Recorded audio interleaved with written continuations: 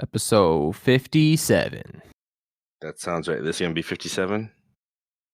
That's what the schedule says, man. I'm just abiding by the schedule, man. Guys, I know you don't want to hear this, but 57 is divisible by 3. Oh. I'm disgusted. It's like 19 times 3. How dare that number think that it even has the capacity and audacity to become divisible? That's not very prime of you. Divisible by 3 means it's Anthony's intro. I think that means it's Cam's outro. Did you get all that? Did you get all that? It's in the game. Guys are all jumping way ahead here. Good podcast, guys. I'll see you later. Thanks for listening. We're done here. Hope you enjoyed the Wind Temple. So I just drank my hot chocolate, and I got a little too much hot chocolate from the bottom, and now my mouth is dead. I know that I feeling. burned it. You didn't swoosh it up enough while you were getting through it. Wait, hold up. Stop the podcast. It hasn't even started yet. They have hot chocolate in Florida? Like, for what? Well, that's a fair point. I was feeling cold because my girlfriend likes to keep the temperature around the temperature of Antarctica. So I like it. I had a sweater and my hands were still freezing. And I was like, I'm going to make a hot chocolate before I head over to this recording session. Then I was like, I also did not have enough protein today. So let me stick my chocolate protein powder up in there as well. Get like a hot cocoa protein. I was like, Your mouth extra dead, my guy. And now I'm burned. Hot gains. Hot gains. Hot gains. Oh, man. It's like not even the roof of my mouth. It's the back roof of my mouth, like where my throat starts. Oh, it's uncomfortable. All right, I'm good. Harry Spotter and the chocolate of hotness. Okay. I don't eat chocolate frogs. I eat protein. I eat protein frogs. My chocolate frogs are jacked, bro. They always win the jumping competitions. Oh, jeez. You guys remember that Hopping Harry versus Jumping Jack at Skateland? Where you just had to smack the frogs buttons, like it was like whack-a-mole competitive. Oh, yeah, okay. Whoever smacked the frogs faster won the race. Nobody suspected that Jumping Jack was on performance enhancers.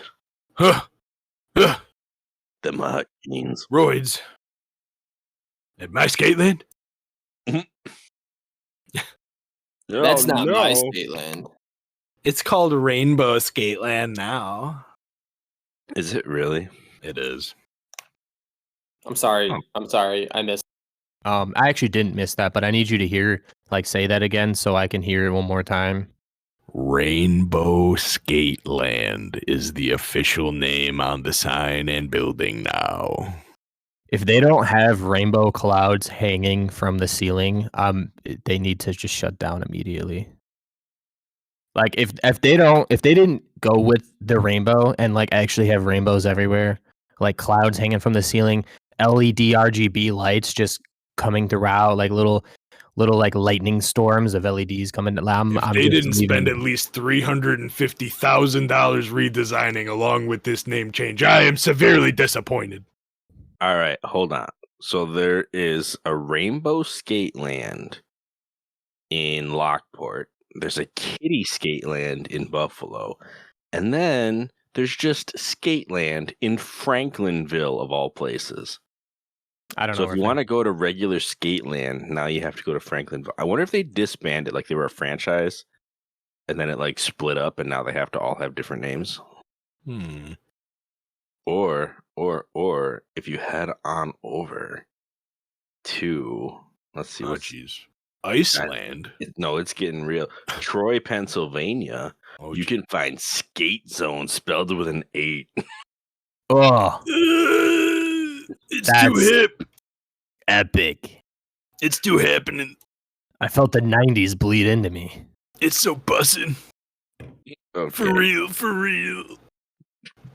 You're in the wrong era of lingo.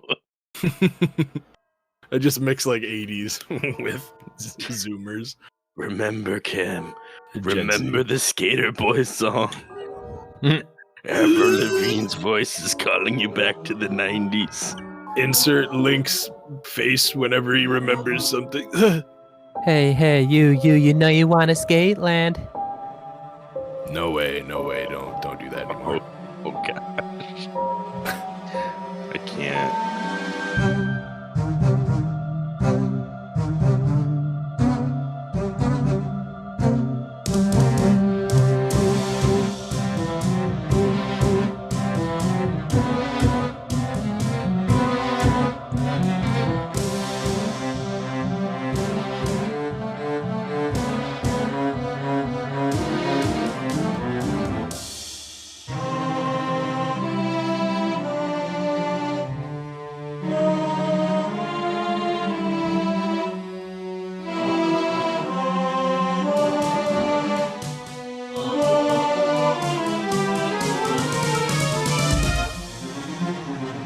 Welcome to the A4NB4Y podcast, the Zelda-themed podcast where we go chapter by chapter through Zelda games, breaking them down piece by piece.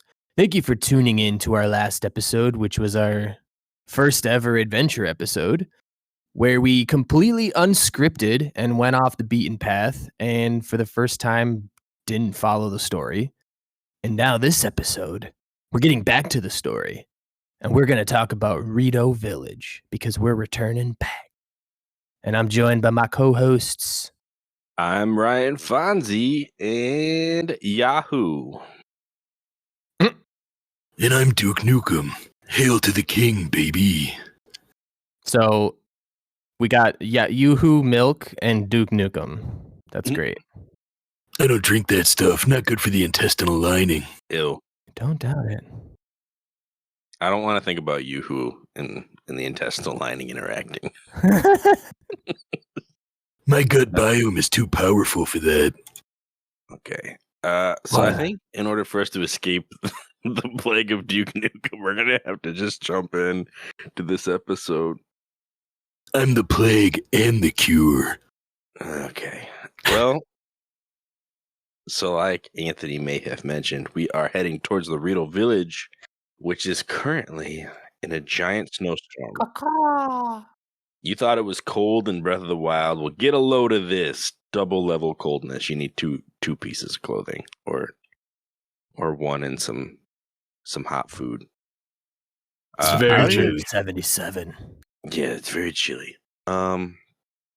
So what did you say about 77? I said it's the blizzard of 77. Okay. Or Right. Rito Village. So for those who don't know, Anthony was once a Buffalonian, where the blizzard of 77 is like a thing. I don't know if it's globally a thing. In Buffalo, it's for sure a thing. We were like buried, but I wasn't alive yet, so I don't remember it. Fahrenheit negative 321. But this is like that. Don't freeze your Yeah. books. The October storm, or the knife, or any of the other named storms that we've been through. The Great Wall of Snow. Yeah, I think that was the knife, right? I don't know. I never heard of the knife. Somebody named it the knife because it like cut through the city. Get it? That's how most of us feel about it. But yeah, this place has been hit by the big cold. And on our way in, go ahead. What's up? Well, I was going to say, interestingly enough, when you get here, it's just the kids, man. Yeah. When you first enter the city, you just see a bunch of kids. Like all the adult Rito apparently have, they're off finding resources, looking for food, trying to make sure that the city can survive. But they're all too busy, basically, to be hanging around. So when you get up here, there's just like a group of kids singing some songs. And I think they ask you if you want to hear their song, right? Yeah, aren't they Cass's kids? They are, yeah. And they're a little bit older than we remember them, which is in line with, the years having passed. Not much. I mean, either Rito aged pretty slow, or it's just they haven't grown very much. But they are a little bit older than they were in the previous game. They're malnourished. There's not enough food. So these starving kids sing us a song. And I don't even know if they sing the whole song, but you can find the whole song later in a book, and I can read it here if you guys are interested. Oh, yeah. It reads, or they sing, right? Once a god fell from heaven, stilling the Hebrew winds. The heavens grew lifeless just as the air below thinned. With the world in upheaval, we pledged to help the Lord, a line of ships soaring built as a passage skyward. Well, skyward? I don't know how that rhymes with Lord, but, it is what it is. The god ascended to heaven, leaving behind an ark. Its winds brought us new life, thanks to its great divine spark. And so that's like the whole bit. Turns out there's more to the legend, but that song is like a condensed version of it. Basically that there was like this storm wind arc, like this big concept. It's like a gift from this god figure that they were working alongside. The kids only got the TLDR version. Yeah, right. They all know this song and this legend, and they saw this shadow of a boat or something in the clouds, so they just assume this must be it. And so they're trying to look at this like the song will help them, right? Like they know this song, they know the legend, they know there's a way to interact with this storm that will end positively, and they just need to figure that out. So they're all like, let's make preparations. And they, one of the kids is off like making arrows and other kids are trying to collect food and stuff. It's interesting how they're like, while the adults are away, we got to prepare to save the village from this storm. Yeah, the kids are taking action. They don't get super far, but they do have a lot of spirit. I'll say that. As long as none of them are playing with a paper boat near any kind of drainage areas. What? Poor Georgie.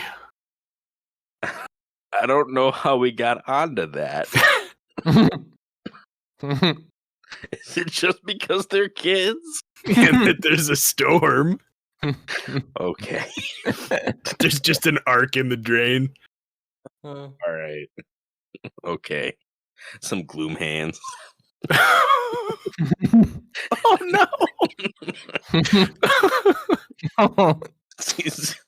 Give them the hands. All right. So, moving on. None of the kids lose their arc down a drain. That's not part of the story. Darn it. But if we keep walking, we actually do see a couple of adults, and Tülin, who you might remember is Tiba and Saki's from Breath of the Wild. And he's talking with his parents, and he's complaining, and he's like, I know, like, I could take care of this storm. I can fly up there. I can, right? And he's like, just let me go. And they're like, no, you can't do that alone. It's not good. It's a bad plan. And basically, like, he's convinced that he is fully fledged now. He's ready to take on the responsibility of a Rito warrior and, go investigate. And everybody seems to agree that he's like the best flyer in all of the Rito. Like Tülin has really grown up a bit at this point, but his father is still like, no, you need to learn more about working as a team and not being so independent, if you want to be effective in a situation. He's basically just like, you're not ready. As long as you keep trying to do everything on your own, you're not like, I'm still not going to treat you like an adult. He's trying to be Rivali too, man. Trying to be Rivali too, which I think is consistent with Age of Calamity as well. I think there were some bits in there that really tried to show off how much Tülin looked up to Rivali and wanted to be like Rivali. And he was mentioning stuff like that in Breath of the Wild as well, so it's not that new. Also, I want to bring up something a little funny right now that I noticed. So I don't remember the exact examples, but you know how there's like a naming convention in this game where people are like named after something that they kind of represent or that they're something like? Yeah. Tülin. That is all. Okay. I thought that was hilarious. You think he's acting like a tool? No, I don't. But I mean, out of all the names they could have given this kid, they're like, we're gonna name people after things they represent, and let's call this kid Tülin. Like, why? With your naming convention, would that not be you kind of like calling your own character a tool? Not that he acts like one, really, but the whole naming thing I think is hilarious. So I do want to interject. Dun, dun. I did look it up because I didn't know this either. And this may or may not be what it means. But apparently, Tülin with a double dot over the U is a Turkish given name, and it means halo around the moon. That could be it, could not be it. Like Tülin, like that kind of like a umlaut. And then it also apparently says, besides that meaning, it also means mirror. Yeah, both of those make a lot more sense than what I heard. So, yeah. I mean, them cognates, man, sometimes they'll get you. One thing I wanted to stop on right here. When Tülin had his voice lines in this scene, my brain for some reason told me "Gone Freaks." From Hunter x Hunter, and I looked it up. It's not, but it is the voice actor of the Zoldyck kid instead.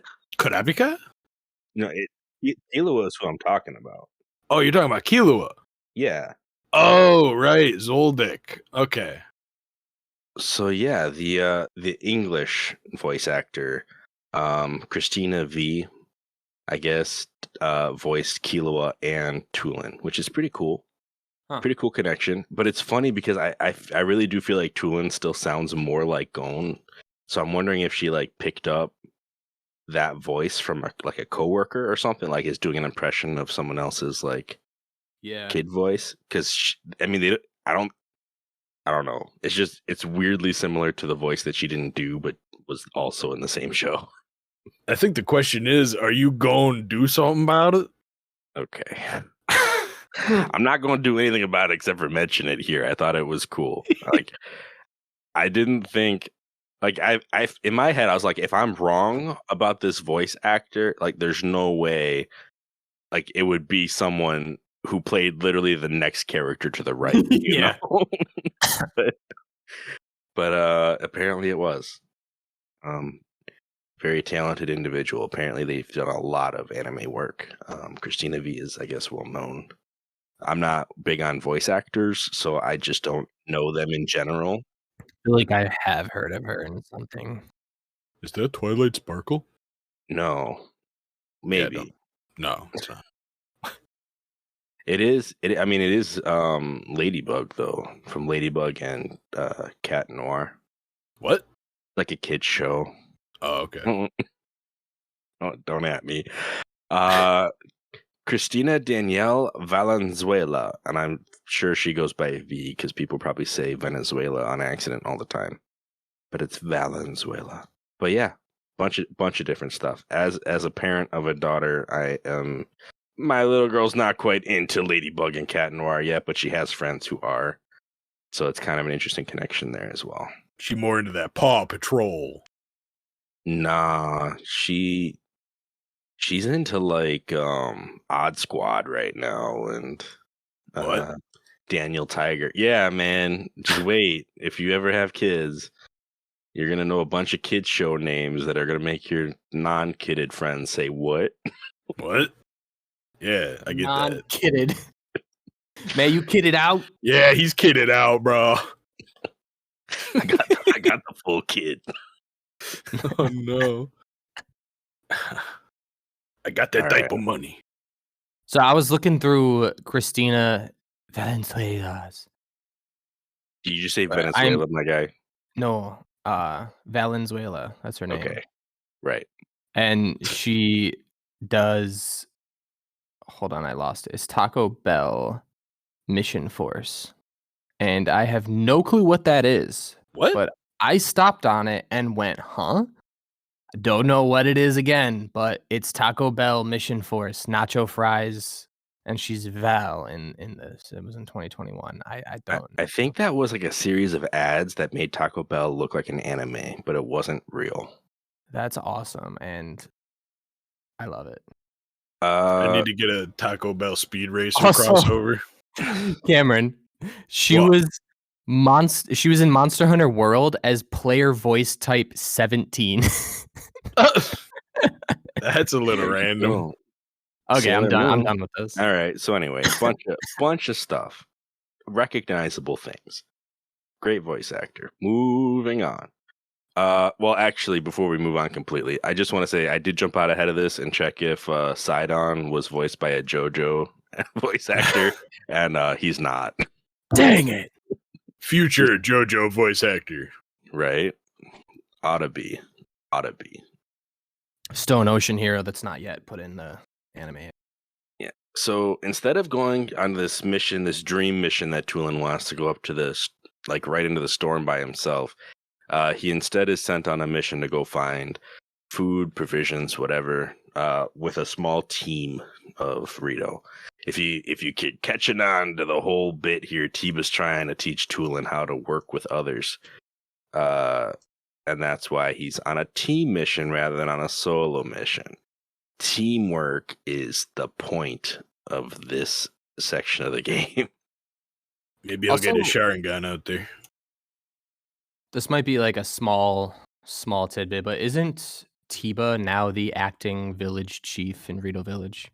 He is. Yeah. Our So he good got old promoted. friend, Kennelly, right? Is that the name of the previous chief? Oh, I don't know. Cannoli, something like that. I'm pretty sure we made jokes about cannoli because that sounds right. You guys are killing me. Can't be the only one who kind of remembers names. Yeah, his name was Kennelly. Oh, don't worry. I don't even kind of remember him. All right. Have you ever tried the vanilla chocolate cannelli? It's delicious. So, okay, guys. Yeah, so Kennelly has moved on to try to train the youth in the ways of the Rito warrior, and you can find him over at the flight range. And before we do this whole phenomenon Stormwind Arc song bit that we're about to do, he's just kind of like, well, I really want to make this place great, but with the storm the way it is, I can't even set up all the stuff I have prepared.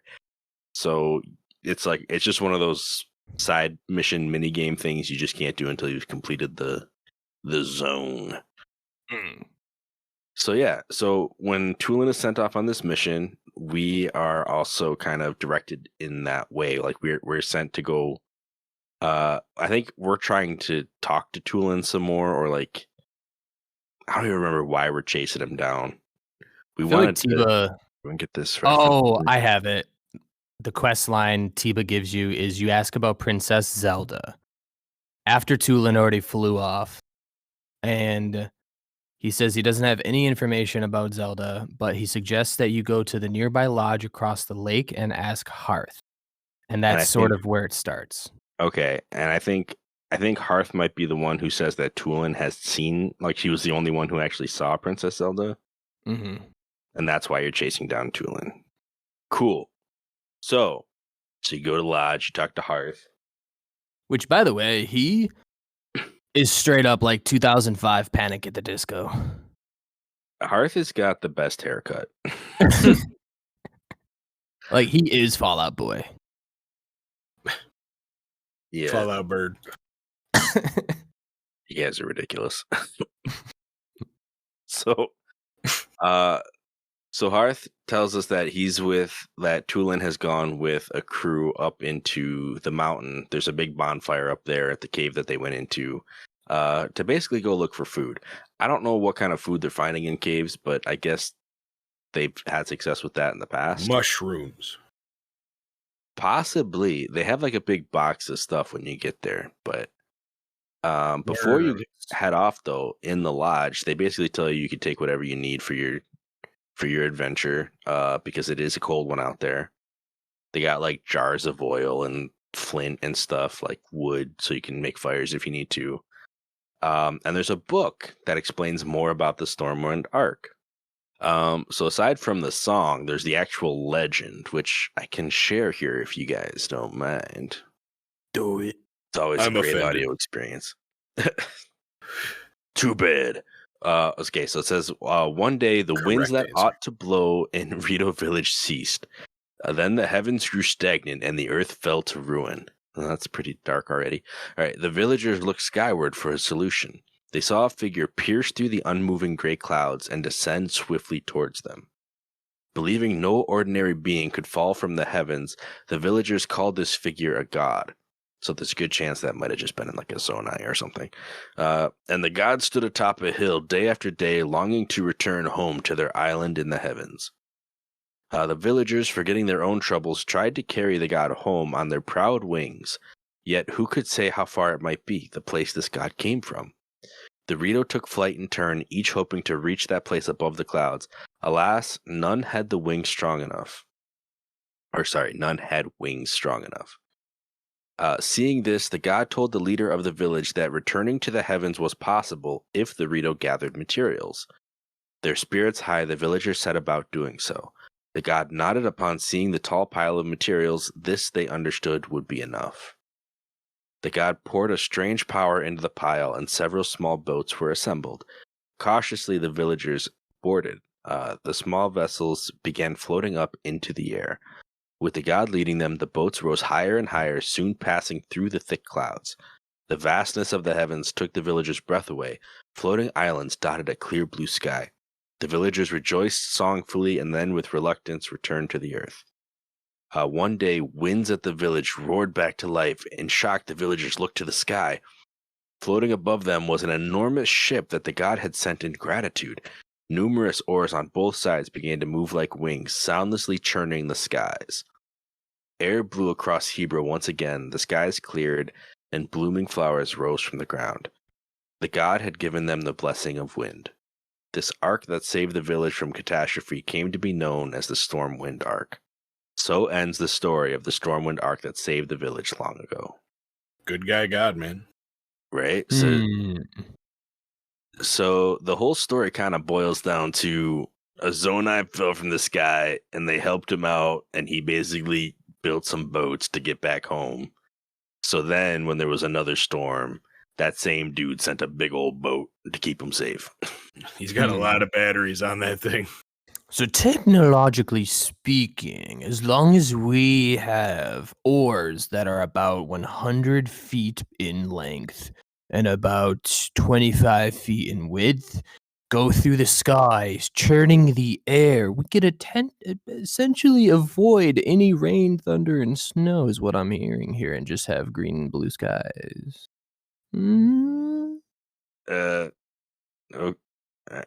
All that moisture going to be sent somewhere. It's going to be raining a lot somewhere where it wasn't raining a lot before.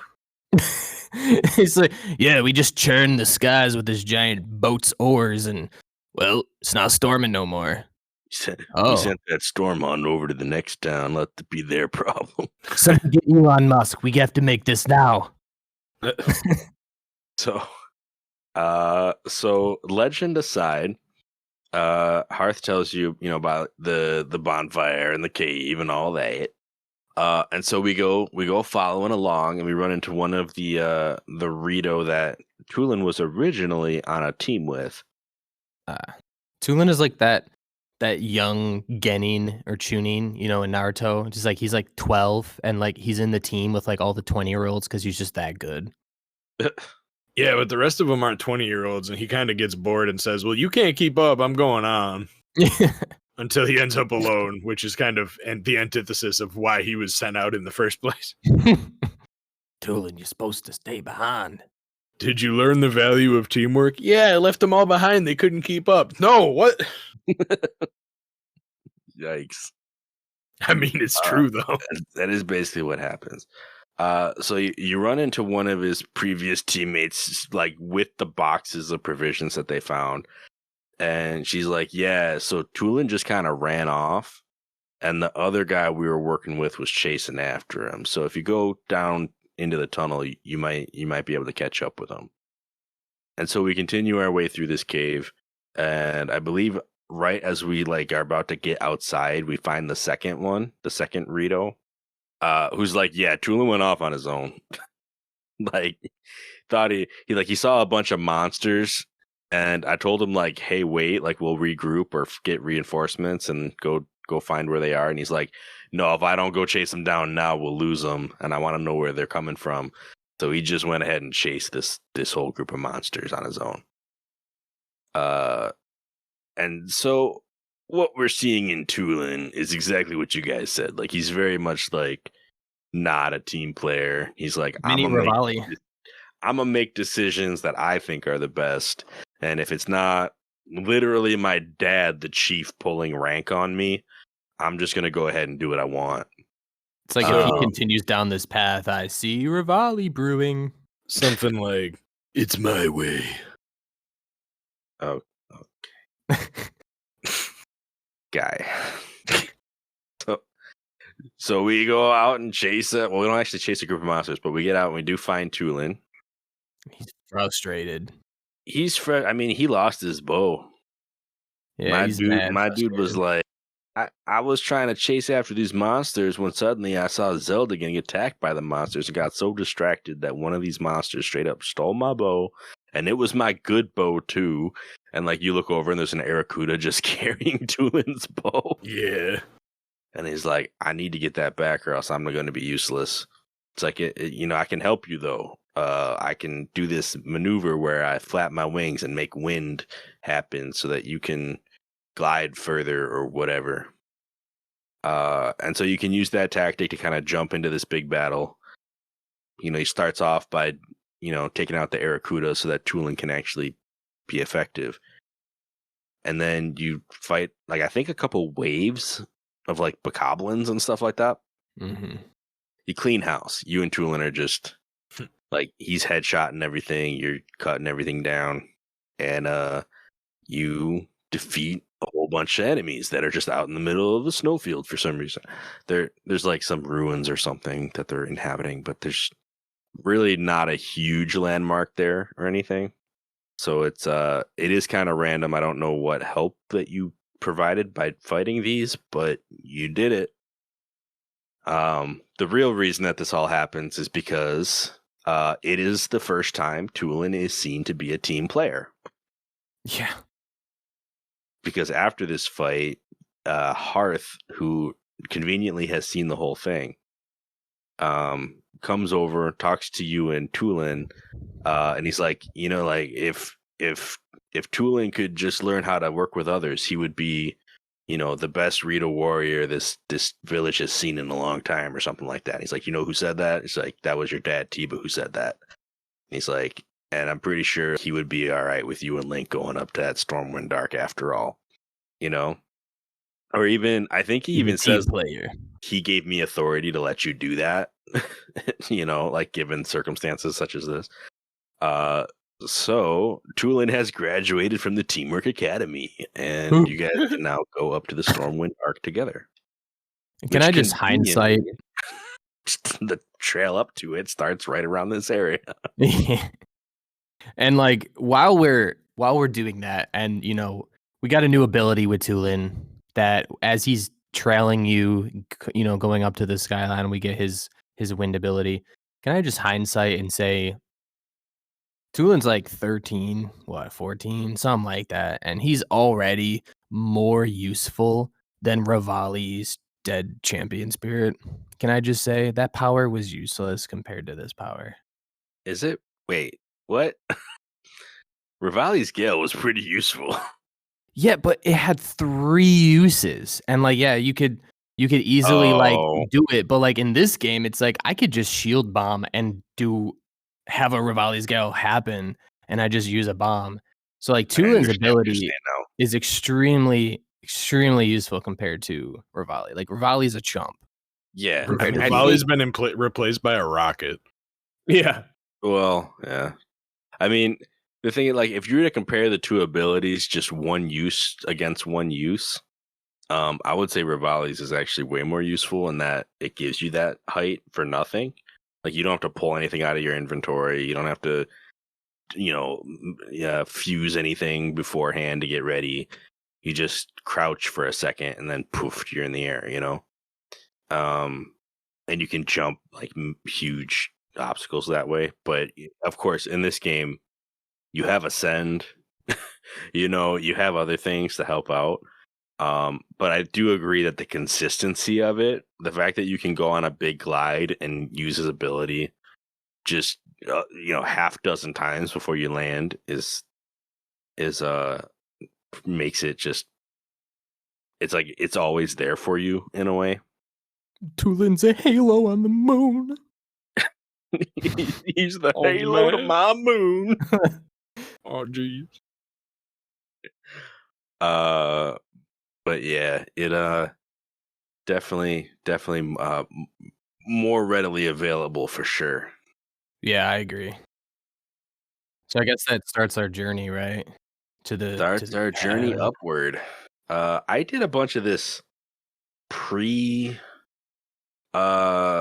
story, I guess I should say. Like I found part of the way up to these sky islands ahead of time. So I already had like there's like a shrine that goes up the way. I think it's the Mayomekis shrine. Right? Yeah, it's called Downward Force, and it's a shrine full of flying boats. I had gotten to this before I had started the actual mission. And there was like somewhere along this line of islands, there was a jump that was just a bit too far without Tulin's little gust ability. And instead of like Zonai devising it, I just decided, you know what, this probably isn't what I'm supposed to be doing. And then went back to Rito Village and started the mission proper.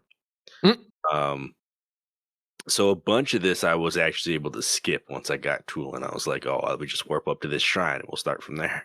I wonder how far you can get without Tülin. Yes. I've heard that you can get to the ship without Tülin. I don't know if you can activate any of the terminals once you're on the ship, but you can get to the ship and find them all without him. Especially if you have a motorbike, you can just use that, or use shield surf missiles the whole way. Yeah, I think the more impressive thing is the game doesn't actually gate you from the boat. Like you can still get through the storm without him and everything. Like you can get to the temple without him. I mean, it's same for some of the other temples as well, but we'll get to those when we get to those. But yeah, this one you can climb this whole series of islands, essentially on your own. I think the most important question that we should be asking here is, on the entire way up, did any of you guys fall? No. Probably, but the thing is, I was doing some cheater nonsense. So at some point, I got to, I island jumped my way so far. And I just looked up, like I looked forward and I was like, wow, there's a lot of path ahead of me. And then I saw that it like did a U-turn in the distance and came back, but higher up. So then I was like, well, if that's the case, then can I just like hot air balloon my way up? And so I did, and I skipped a whole bunch of rock islands. Oh my. But while I was doing that, I for sure like fell down, had to, rewind my way back up and then continue the flame that, kept my hot air balloon afloat. So I think I fell a bunch of times doing that, but that's not really what you were probably asking about. I mean, kind of. But yeah, I definitely fell once, and it was where the darn platforms just kind of fall, and I was not paying attention. I don't know if you know what I'm talking about. It's like when you get to a certain point, there's about 3 platforms on a bridge that are just not stable, and so if you walk on it, it just instantly falls, and you're supposed to sprint across. But I was not paying attention, and I was not aware, and then I just fell. Oh. And I had to go all the way back up. Could you have rewound it, like, as it started falling and just put yourself right back in place? Listen, this is the beginning of the game. Do you think that I did that at the beginning? Do you think I was aware I could do that then? I was Got not. him. I did not do that, no. I accepted the fall, and then I just spawned at the shrine and continued. But it was still quite a ways that, like, from the first shrine you get that I had to go up. I hadn't got the second shrine yet, so it was annoying. But then I did it. And I love when you get to a certain point, it's just ships from then on out. There's no platforms anymore. You just have to fly across ships. And it's like a trampoline session. It was so much fun. Anything with the ships was fun. The Downward Force Shrine was also a ton of fun because it was just chock full of ships.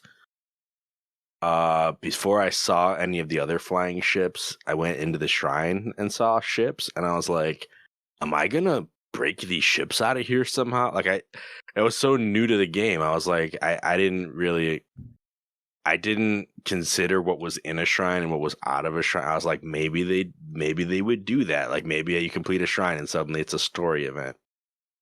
That was not the case, and it has never been the case in the many hours I played the game. So I no longer expect that to ever happen. But I did get excited when I saw the ships in there and was like, are these the ships of the legend? Whatever. Or really what I thought is that they were the ships from the trailer. That all come flying down. But they were not those either. So interesting little turn of events there. But yeah, the ships are a ton of fun. I love how they work like a trampoline, even if you land on them from literally a foot above them. They just collapse down and then springboard you up.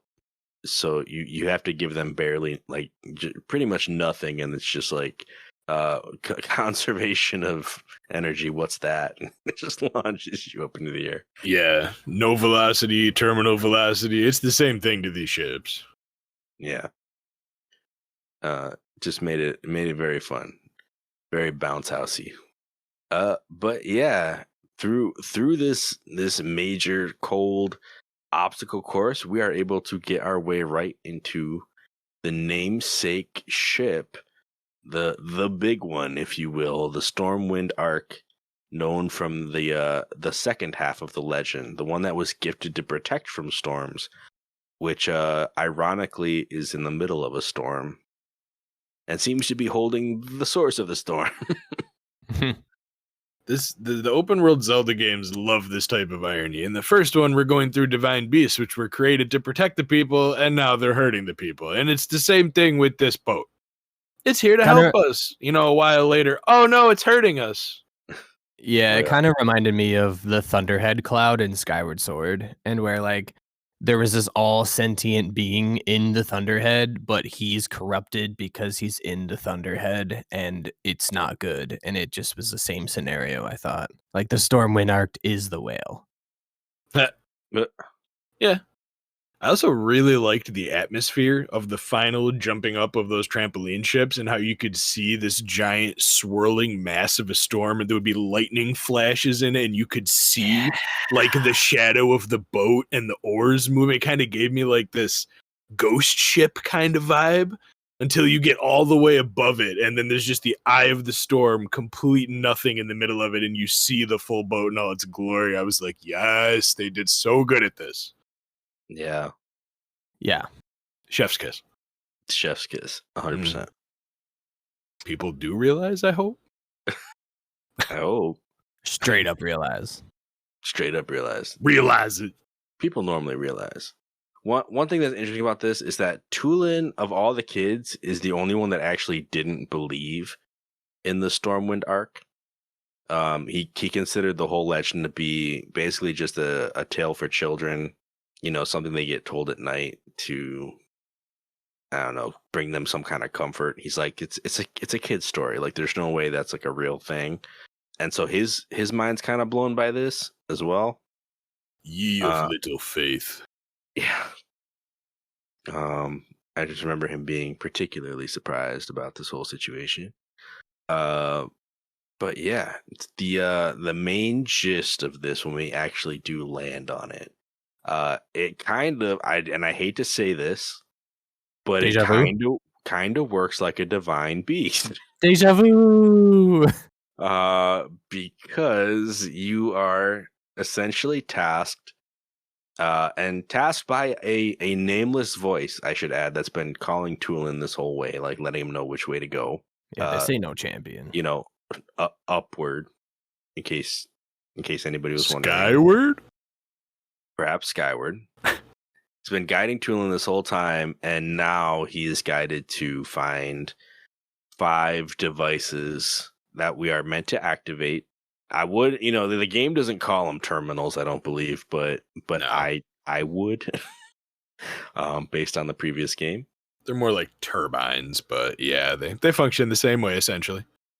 Yeah, it's find the things, activate them, and you will unlock the important part, which normally involves cutscenes, a boss, and all that. The deck hatch. Yeah. We suddenly have a very the poop deck.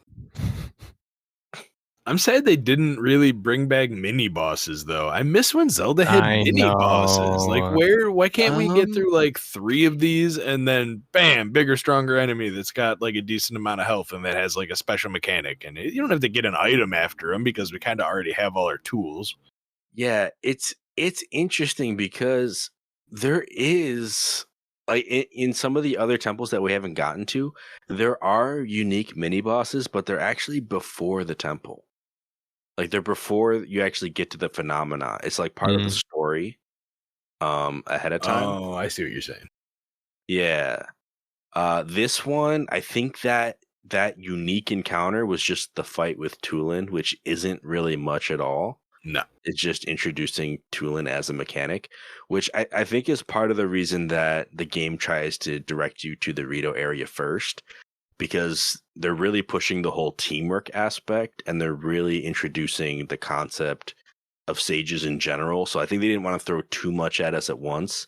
I think if they had given us a unique mini boss, it might have distracted from the point, but that's just me speculating. I don't know if that's actually accurate. And I feel like you are sort of right. I mean, we don't get to, we're not going to talk about the other temples yet, but this had a grandiose approach to it. And, versus the other temples in the game, I mean, this basically is, they kind of made this giant grandiose wipeout chorus for us instead of having a mini boss, I feel. In the middle of it, we could have fought a flying Talos, though. A flying Talos. Imagine helicopter Talos. You got boats around. You bouncing on them. You got a Tülin whoosh on over to it. How do you grab his parts once you beat him? It'll be like the other enemies you beat in the sky. And once they fall far enough from you without hitting the ground, it just poof into your inventory. Mm. I mean, that's what it do, though. That is what it do. If you're ever like out flying way higher than you should probably be flying, and you shoot down a random flying guy, it'll just 10 seconds later you just see it pop into your inventory. You're like, oh, I got him, I guess. You won. We're not going to make you chase that. Oh, okay, thanks, game. Yeah. Wish it did that for the dragon pieces. That'd be nice. Just put it in my pocket. Come on. I don't got time for this. You want to land it at the bottom of a lake? I can't get that. What are you doing to me, game? So most of these terminals, I mean, one of them you get into by like going underneath the ship a little bit. A couple of them you get in through that way, ascending your way in. There's one where you got to open up a hatch at the top and then do like a gliding obstacle course through lasers. This gave me like, goodness, what was it called from Meta Knight in Kirby? I think it was the Halberd. It was like Meta Knight's ship, and like Kirby kind of like going under the ship and like doing like a whole like going around the ship and doing mission. Like that's the vibe I felt from this. I was so excited. It's even got the cannons from the Halberd too, right? I felt like Tom Cruise. Tom Cruise. Mission Impossible. Tom Cruise. Tom Knight's Revenge. Hilarious. There was one room in particular that I remember, aside from the whole turbine part, there was a locked off room with a chest in it and like one little tiny window that you could basically send things through.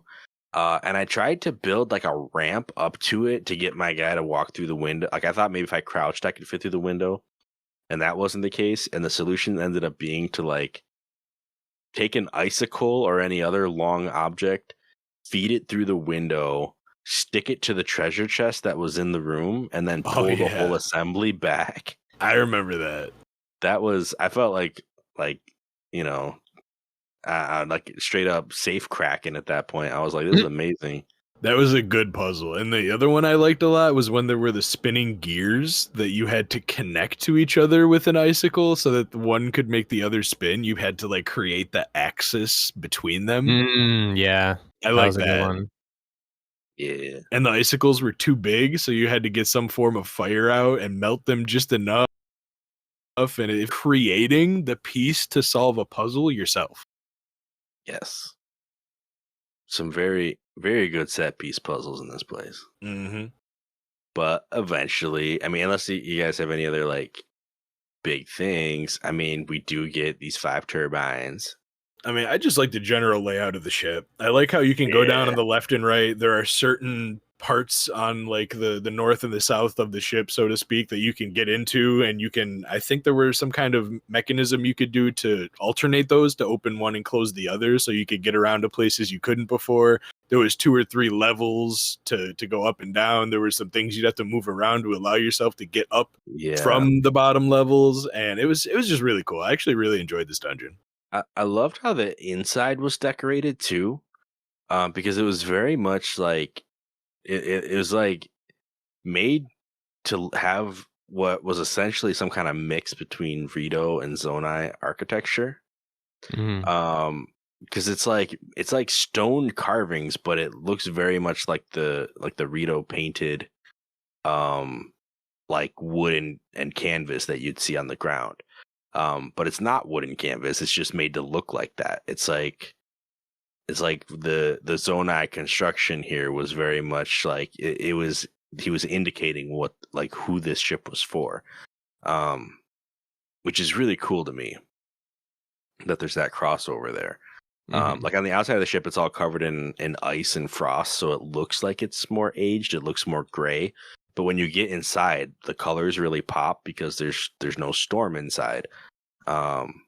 So like you can actually just see what it was made like in the first place. Very I mean, I don't want to say tribal, but yeah, no, like the environmental storytelling is on point. So, yeah. Straight from when you get to the ships all the way through the whole temple, the atmosphere is just this was very fun. I mean, and honestly, return to form, right? Like everybody was really upset about how all of the divine beasts just look like more Sheikah tech. And so it was just kind of like being in a big shrine whenever you'd go into one. And this felt way more like a classic, unique space. Yep. Very well done. Definitely not a Shrine Plus here. Not a Shrine Plus. When we get back to the center after getting all of these, because we've been directed by this ancient voice that Tülin's been hearing this whole time. It opens up a big central circle hatch. But instead of like a reward or anything coming out of it, which we'll get to, a big old ice, it's a ring bug. Scourge of the Wind Temple, the Colgate Dragon. It's a big old ring bug. The fresh mint. Okay. Is this what it feels like to taste 5 gum? Yes, exactly. It just might be. But yeah, the Colgera. Yeah, so this is Mulgara's brother. You know that. I'm sorry to like of the Mulgara. Do a dive here. I think it was one of the Rudolph movies. It was the Heat Miser and Jack Frost. Yes. But Heat Miser and Freeze Miser. I thought it was Snow Miser. Snow Miser. One of the misers. I don't know. It reminded me of them too. Mr. Snow Miser. That sounds right. I'm Mr. Snow. Yeah. You Mr. 10 Below, man. That's right. Everything he touched turned to snow. In his clutch, bro. Sad times. He's too much, man. So Dum dum dum dum. But yeah, I mean, Mulgara was which game now? I forget. A lot of them. I recognize the name, but That's the big sandworm, right? No, that was Twin Mold. Mulgara was in a few games. He was in Wind Waker. He was in Skyward Sword. No, that was Volvagia. He was in, I don't know exactly, other than Wind Waker, what he was in. Mulgara. Was he the big lava thing you fought at the Roost Island? Yeah. No, that was a Goma. Mulgara was the sandworm from Wind Waker. What? Yeah. I knew he was a worm. He was the sandworm that you had to use the hook shot to grab his tongue. Oh. But it is almost the same name, Mulgara and Colgara. Interesting, because one is definitely more of a worm, and this one is for sure more of a bug. But maybe it's just because it has a hard, icy shell. A really big, a really long bug with 3 giant circles that hold its fleshy bits. Yeah, covered by spiky bits that it can launch at you. Yeah, and inside the spiky bits is frozen crystally bits. Yeah, and it can create like ice wormholes for itself for whatever reason. It just like goes to the ice dimension and then busts back out somewhere else. But the process takes a while, so he can't just like teleport. It's more of a long drawn out thing that you can kind of react to. What's what was the one dimension in Yggdrasil that was where all the icy bad guys that they didn't like as the Norse gods was from? Yeah, that place, like Jotunheim or something like that. That's where he goes. That's where he goes. That's where he goes. Then he comes back right away and tries to hit you. Yeah. And he does this really cool thing where every once in a while he'll just pump the brakes, sit in one spot, and shoot a bunch of icicles at you.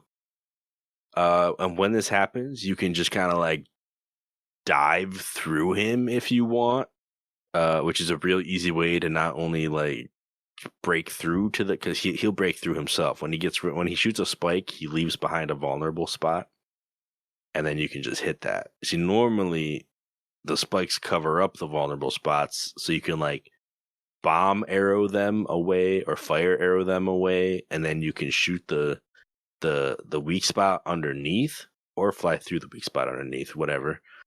But sometimes he'll just straight up volunteer to get rid of the icicles by trying to hit you with them. And then in which case you can just kind of skip that first step. When he does the portal up and like shoots up through the warp space portal and goes straight into the air trying to hit you, he leaves himself so vulnerable that you could pretty much finish him in one arrow storm if you have a high damage bow, because you could shoot every single one of the fleshy bits. He likes to do a lot of up and down flying right next to you. So if you avoid it all, you're just right there by the target. I mean, honestly, if you get close to him, that pretty much works anywhere because he like follows his own path with his whole body. So if you're right next to where his head goes and you chill like right under where his head was, each one of those rings is going to pass by you in due time. So you can just kind of chill there and be like, oh, this one. Oh, this one. Bear in mind, we haven't talked too much about this, but Colgara is not a unique event. After this, he will start appearing in the underground, in the depths. So we've all fought multiple of these guys and have learned a lot of tricks as to make him an easy fight. But the first time seeing him probably didn't go quite that smooth. No. It was scary. It's even scary when you see him underground. You're just looking into the darkness and you see this absolutely gargantuan bug twisting and writhing through the air. It's like, ugh. It's like the first time in Breath of the Wild that a dragon scared you, which happened to everybody. You're just like, I'm next to Hylia, Lake Hylia, and you turn like to your left, and then the dragon. Why is the music so serene all of a sudden? I mean, you don't got to fight a dragon, but it's going to take you by surprise. This game, though. In this game, it's like, bam, Colgera. Oh, you didn't think you'd see me again, huh? Yeah, pretty much. So yeah, using any of the cool methods we find, you can get him down to his phase 2. Phase 2, your objective is the same, but you have the additional obstacles of giant tornadoes. Like he just makes a bunch of gales that will mess you up if you get hit by them. I fought him twice, and they've never bothered me. Those gales have always just been like, we're gonna leave you alone, my guy. Yeah, they're supposed to track you at least a little bit, but you can usually glide around them pretty easy. Like they're made to be so that you don't have to have any kind of speed boosts to avoid them. So if you're like me and you go in with like full glide gear, it's just silly. Because you can just basically destroy Colgera by zipping around like Superman. He provides all the updrafts you need to just basically be the flying Link. Storm chasers. Which is pretty great. I'm a tornado fleer. So yeah, defeating Colgera, good times. Good times. Definitely an interesting fight the first time I got to fight one, which was this, of course. This should be the first time everyone gets to fight one, but yeah. So after we beat Colgera, the area where Colgera came out of covers back up, and a lotus flower-esque pedestal comes out of the ground, and it's got like wings at the corners of it, and it is showing off a teardrop stone that is one of I don't even know if the game has really talked to us about secret this stone yet, but it's a secret stone. Also, I want to point out real quick that the whole time we were doing the ship, this hatch that Colgera came out of was blowing wind out and snow. So this is like through this hatch where Colgera came from is where like the whole storm was originally being created from. And so Colgera was actually the thing inside of it that was creating the entire problem for all of them in the first place. And when it came out and we beat it, then everything kind of clears up. Yeah. So Colgera was kind of like an infestation to the Stormwind Arc. Goma? And now the Stormwind Arc is free to churn. Yeah, free to churn the skies and give the gift of wind once more. Woo. Thus concludes the story of the Stormwind Arc once again. Yeah. So we get some memories here. I believe we're visited by an apparition of sorts that tells us a story. In the form of a Rito warrior from the past. Mm-hmm. And he starts telling us a story. And we get some flashbacks, and he talks about a time when he was trying to help Rauru and a team of sages defeat a demon king.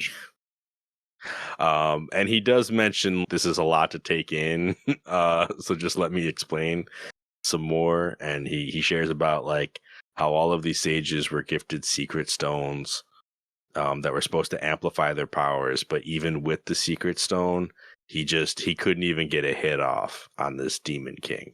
And so they lost in a way. Rauru, I guess, sacrificed himself in order to seal away the Demon King, which is how we find him at the beginning of this game. Mm-hmm. And through that sacrifice, most of the sages are able to kind of return home, kind of continue normal life as normal as it can be without, the King of Hyrule. And while he was, back at the Rito village, Zelda came along and came up with a new plan for the future and recruited him to basically set this whole what would you call it, like a succession plan up, where his secret stone would be here waiting for a sage in the future to help Link. Hold on, I want to specify something. I probably edit out in post. So he doesn't actually name drop Zelda. What he says is the rest of us survived that climactic battle after Rauru imprisoned this Demon King, and I would soon receive a visitor with a request that would define the future of the Rito. But doesn't it show Zelda on screen? Yeah. Okay. So I'm not. Oh, I guess I didn't get to that point yet. Yeah, it does. Okay. Well, why did he save it? Come on, He Tears of doesn't the Kingdom. specify anything. Let's just be clear. The game is weirdly like vague and not vague at the same time. we don't get a name for this guy. Like I've been through most of the game now, and they still haven't named any of these ancient sages. This Rito warrior ancient sage, like that's all I know. That he's a Rito warrior ancient sage. Like there's no name. It's really frustrating to me as a lorester to not have a name for a character that important. It's just I don't know, but he's got some mad helmet drip though. I'm a throwaway character, and the only thing important about me is that I'm a Rito. It's like, okay, cool. I lost, and now it's your turn to be a named Rito. It's like, okay. Diversifying the cast. Yeah. So I don't want to spoil too much, but I do feel the need to say that when we get to future chapters, this story is going to sound very familiar. Depending on what, order you do the missions in the phenomena. Every time we hear anything from an ancient sage, because this, isn't the only one in the game. Sorry. What? They are going to tell essentially the same story, like almost like word for word, just from a different voice. And word from word, the new sage will utter the lines, Demon King? Secret Stone? Secret Stone? Secret Stone? Like nobody knows what a secret stone is. If you've done any memories, if you've talked to anybody in Kakariko, there's a bunch of different ways you could have heard about the secret stone a million times. But the modern characters that aren't Link are always surprised to hear the phrase secret stone. But with the power of the secret stone, Tülin, I guess in theory, is able to do more wind gusts or better wind gusts or something. Like it's supposed to amplify his power. I disagree. It doesn't seem to do that at all. Yeah. But what it does do is make it so that he can astral project a copy of himself to follow you all around Hyrule and be a Tülin side companion. Sick. From here on out. It's pretty sick. I want to bring something up as well that you talked about in A Link to the Past, and I feel like it kind of works with how they did it. So the secret stone gets placed as like an anklet bracelet on Tulin's foot, and if we go back to the Link to the Past where you talked about the chakras and the different blah blah blah like sages, it's interesting that if you look at the root chakra, which is I guess where his secret stone would have been placed, the basis of the root chakra is essentially like the person will travel far and wide in their life, and it makes them stable and compassionate. So I was kind of thinking about that. I was like, if you think about it, Tülin does help you travel far and wide because he helps you to get places. So it's kind of like, I think why they put that specific secret stone on Tulin's anklet. So I don't know about the other ones because I haven't looked about them yet, but that one just kind of was like, oh, that's a 1-for-1. Okay. So it might be interesting to look at the other ones. He did not expect us to revisit chakras, but okay. Sorry, I'm trying to my brain's trying to catch up with what you just dropped. All right, bet. I'll have to think about that. Yeah, I don't know about the other ones, but I do know this one is if you look up the basis of root chakras, it's like this person will travel far and wide and they're compassionate and it's weird because all of the secret stones have colors and different placements, but I don't know if the color matches up. It might just be the placement. I don't know. Let me check. No, I like how Tülin has also now fulfilled his namesake and has become a voiceless tool for us to use. I'm pretty sure he does have a voice, though. Wait, his astral projection? I don't remember. Does They it? all have voices. Oh, Whenever yeah. you Oh, select the no. go button, they all have a voice bark. Oh, that no. they do. Okay. So he's a voice tool. My bad. He's an AI. But yeah, we get our first sage ability, and I say that just to say, he's introduced this concept of working better as a flock, and because he's a bird, so they don't say team, they say flock. He has become our, I would say canonically the first sage that we get, just to kind of drive home that point. Like, he's introducing this concept of working as a team, traveling around as a team. Like, you are no longer necessarily a solo hero on a mission. You actually get the power of the sages via the sages traveling with you and lending you their power, which is probably the most straightforward sage abilities and sage whatever you want to call them has ever been. Because normally it's like, we're gonna make a rainbow bridge at the end of this game for you. Yeah. And instead this one's like, yeah, we're actually just straight up here with you and actually contributing to combat and to puzzle solving, which is actually kind of cool. Link's entourage. Link's entourage. Tulin's the number one guy. That's right. The right-hand man, you could say. I just stumbled upon something else that. So I found that the direct canonical connection to unlocking your root chakra through yoga, through a pose, essentially, is the warrior pose. And Rito are warriors. Tulin's a warrior. Okay. Well, It's just the more. all right. Well, I'm gonna leave that research to you then. Because every time you say something about it, I'm like, I can't go down that rabbit hole again.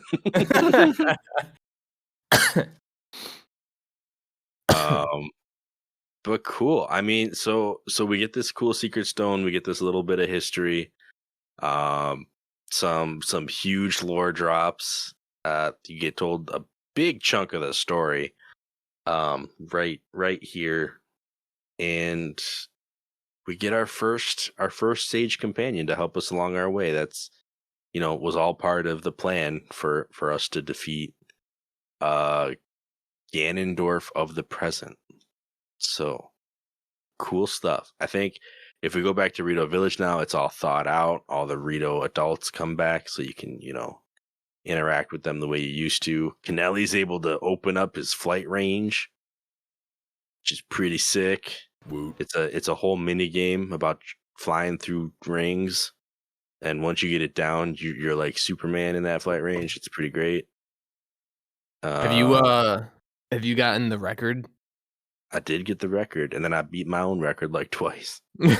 So like he gives you 300 rupees every time you get the maximum. It's such an easy way to make money. The first time he does it, it's like 100 or like 500 or something like that, and then it goes down after that. I don't know. I know he gives you He 100. didn't give me the full amount every time. He gave me a massive amount the first time I did it, and then when I beat my record the next time, he was like, "Oh, here's a reward," and it was just like 100, and I was like, "Oh, okay." And then I stopped doing it. Isn't there like 2 courses too? I think so. Yeah, there's probably a beginner and expert course. That's pretty normal for I think Legend of Zelda mini games nowadays. here, let me see what it was, because I know I was making mad money off this guy because I was doing the full set. 30 seconds to go through 15 rings. That's the basis one. He'll give you 50 rupees as a reward, and then you can take on the advanced rupees or advanced chorus. You have to get 35 rings in 50 seconds. And Not even a problem, man. then after that, If you manage to get all 35, he gives you 300 rupees. If you get anywhere from 30 to 34, he gives you 100. And if you get less than 30, you'll get 50 anyway. So either way, I feel like you make 30 rupees regardless, which is a pretty nice way to make money. That just okay. You pay him 20. So like you're still apparently Kennelly's just made of rupees because he's losing rupees every time you try this. He used to be the village chief, you know. I mean, yeah. He just got some coffers filled up from the good old days. He was embezzling. Oh. Tip is like, where's all my money going? You know, some of these numbers from the past 10 years just do not add up. Mr. Kennelly, we're gonna have to audit you. Hey, forget about it. Forget about it. I'm gonna go out to the flight range. You ain't gonna catch me. Yeah, I gave it all to the kids. Where do you think you got that nice bow from? All right. Well, such concludes our return to Little Ridley, and we can. I guess we can move on to our next adventures. I mean, any other honorable mentions of this area? I mean, I know Hebra's huge, and we'll probably cover a lot of it in adventure episodes later on. Did I zone out, or did we not completely cover that when we go back to the village, Teba tells Tülin that he did a great job and that he feels like he can trust him now, and he gives him his like super awesome bow, his like legendary bow. Yes. Yes, that does happen. We didn't cover that. Proud father moment. Yeah. It just kind of puts a bow on the whole story, which means that the astral projection of Tülin has a better bow now. Yeah. I don't know if practically that means anything. I don't think it does more damage Looks or anything, cooler. but it does look cooler. Does more damage after we get some Sage's wills. What's that? Another currency system? Wait, what? In this game? No. Yeah, I still haven't upgraded his whole Sage deal. Bruh. I haven't. I don't know. I just, I have a lot of Sages now. I have to choose wisely, and I haven't chosen yet. He wasn't the one. He wasn't the one. But yeah, so that is I believe the end of our Rito story. So we can go ahead and close out this episode.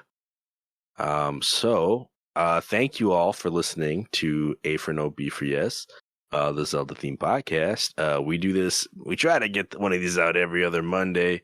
I stream on Facebook Tuesdays and Thursdays. If you want to support the podcast or even contact us or what have you, you can visit our website. It'll be linked in the description as per usual. And on whatever platform you're listening to, a good review goes a long way.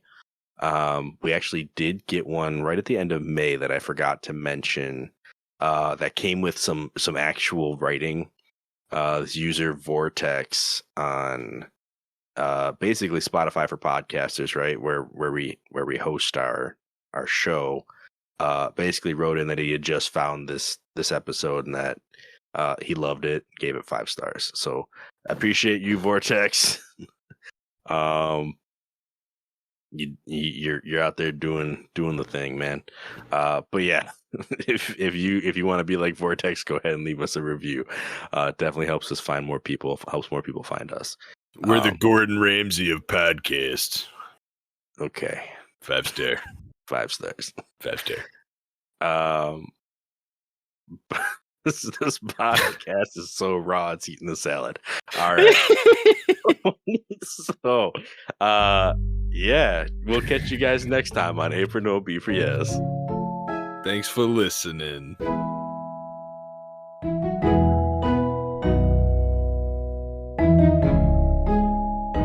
Did you get all that?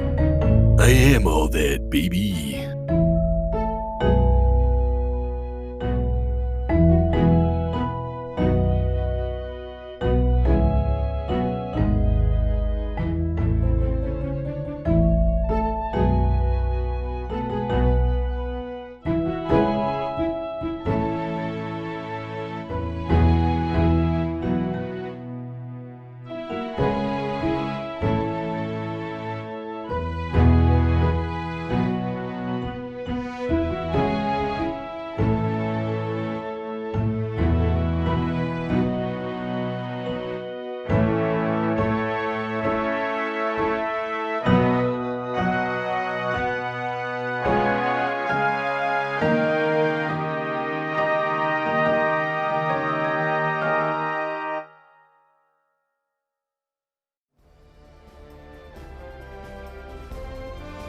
Hello, Hyrule. We are your tour guides. My name is Pete. And my name's Chris. And this is Hello Hyrule, the premier Legend of Zelda travelogue podcast. Every episode of Hello Hyrule, we tour a new location from the Legend of Zelda series of games. In timeline order. We take in the sights, the sounds, the plot, and the, I guess you can call it food. And every episode, we ask the hard-hitting questions, such as, what does Deku Baba taste like? Where did the magma go? Is mind control a legitimate form of education? Why would a goddess commission a robot dressed like a king? And why are tad tones? Pete, I think you mean what are tad tones? I do not. Oh, anyways, hop on board, join us here at Hello Hyrule, and... oh, wait, no, Pete, no, please. Excuse me, podcast.